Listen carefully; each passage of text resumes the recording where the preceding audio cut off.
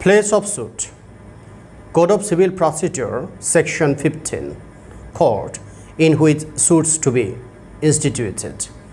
Every suit shall be instituted in the court of the lowest grade competent to try it. Code of Civil Procedure, Section 16. Suits to be instituted where subject matter situate.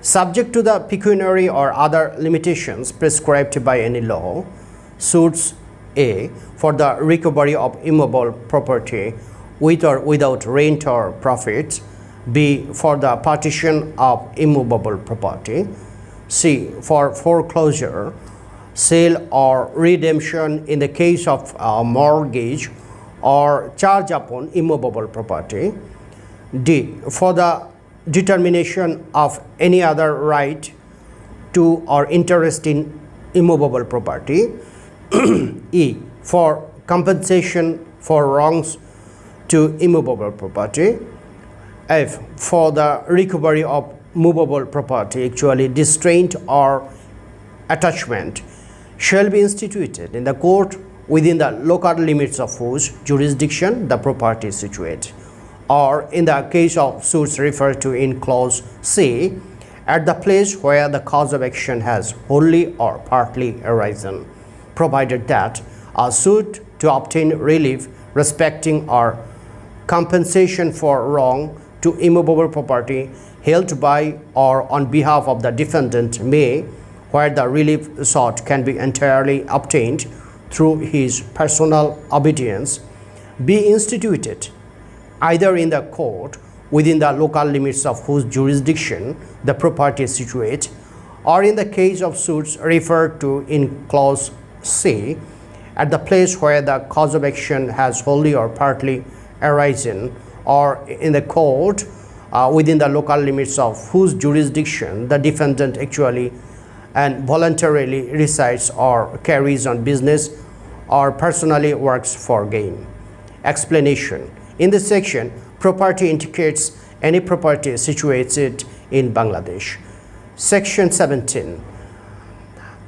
If immovable property is situated within jurisdiction of different courts where a suit is to obtain a relief respecting or compensation for wrong to immovable property is situated within the jurisdiction of different courts, the suit may be instituted in any court within the local limits of whose jurisdiction any portion of the property is situated, provided that in respect of the value of the subject matter of the suit, the entire claim is recognized by such court.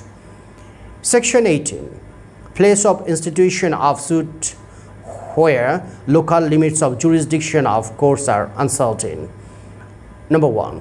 Where it is alleged to be uncertain within the local limits of the jurisdiction of which of two or more courts any immovable property is situated, any one of those courts may, if satisfied that there is ground for the alleged uncertainty, record a statement to that effect and thereupon proceed to entertain and dispose of any suit relating to that property, and its decree in the suit shall have the same effect as if the property were situated within the local limits of its jurisdiction, provided that the suit is one with respect to which the court is competent as regard the nature and value of the suit to exercise jurisdiction. Number 2. Where a statement has been recorded upon subsection 1 and an objection is taken before an appellate or revisional court that a decree or order in a suit relating to such property was made by a court not having jurisdiction where the property is situated, the appellate or revisional court shall not allow the objection unless its opinion there was at the time of the institution of the suit no reasonable ground for uncertainty as to the court having jurisdiction with respect thereto, and there has been a consequent failure of justice. The object of this section is to avoid a difficulty as to jurisdiction which frequently arises where the boundaries of estates are destroyed by fluvial action. Section 19. Suits for compensation for wrongs to person or movables. Where a suit is for compensation for wrong done to the person or to movable property, if the wrong was done within the local limits of the jurisdiction of one court and the defendant resides or carries on business or personally works for gain within the local limits of jurisdiction of another court, the suit may be instituted at the option of the plaintiff in either of the said courts. Illustrations, section 19. A resides in Chittagong, beats B in Dhaka. B may sue A either in Dhaka or in Chittagong. B. A residing in Chittagong publishes in Dhaka statements defamatory of B. B may sue A either in Dhaka or Chittagong. Section 20.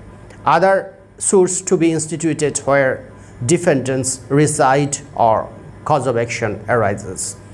Subject to the limitations aforesaid, every suit shall be instituted in a court within the local limits of whose jurisdiction A. the defendants or each of the defendants where there are more than one, at the time of commencement of the suit, actually or voluntarily resides or carries on business or personally works for gain, or B. any of the defendants where there are more than one at the time of the commencement of the suit, actually or voluntarily resides or carries on business or personally works for gain, provided that in such case either the leave of the court is given or the defendants who do not reside or carry on business or personally work for gain as aforesaid acquiescence in such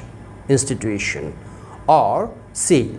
the cause of action wholly or in part arises. Explanation. 1. Where a person has a permanent dwelling at one place and also a temporary residence at another place, he shall be deemed to reside at both places in respect of any cause of action arising at the place where he has such temporary residence. Explanation. 2. A corporation shall be deemed to carry on business at its sole or principal office in Bangladesh or in respect of any cause of action arising at any place where it has also a subordinate office at such place. Illustration of section 20. A is a tradesman in Dhaka. B carries on business in Chittagong. B, by his agent in Dhaka, buys goods of A and requests A to deliver them to the Bangladesh Biman. A delivers the goods accordingly in Dhaka. A may sue B for the price of the goods either in Dhaka, where the cause of action arises, or in Chittagong, where B carries on business. B. A resides at Cox's Bazar, B at Dhaka, and C at Chittagong. A, B, and C being together at Khulna, B and C make a joint promissory note payable on demand and deliver it to A. A may sue B and C at Khulna, where the cause of action arose. He may also sue them at Dhaka, where B resides, or at Chittagong, where C resides. But in each of these cases, if the non-resident defendant objects, the suit cannot proceed without the leave of the court. Section 21. Objections to jurisdiction.